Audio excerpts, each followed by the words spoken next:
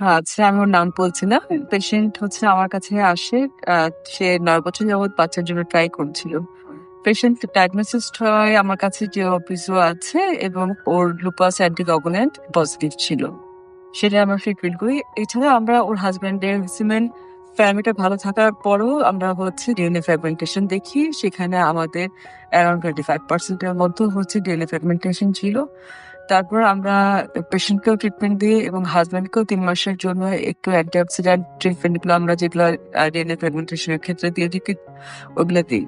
অতঃপর ওষুধের দ্বারা এবং পেশেন্টের হাসব্যান্ডের স্পার্ম প্যারামিটার আরো উন্নত হওয়ার পরে তারা ওভুলেশন রিলেশনে কনসিভ করে। হ্যাঁ, ম্যামের কারণেই তো যেটুকু আসছি। আর ওর ২ মাস চলছে। ২ মাস এখন আলহামদুলিল্লাহ ভালো আছে। বাবা ভালো আছে। হ্যাঁ, আলহামদুলিল্লাহ বাবু ভালো আছে। আপনাকে অনেক, অনেক ধন্যবাদ ম্যাম। ধন্যবাদ তোমাদেরকে। হ্যাঁ, এতটুকু আসছি। আল্লাহর কাছে শুকরিয়া যে আল্লাহ আমাদের জি। সবকিছু কবুল করেছে। ঠিক আছে।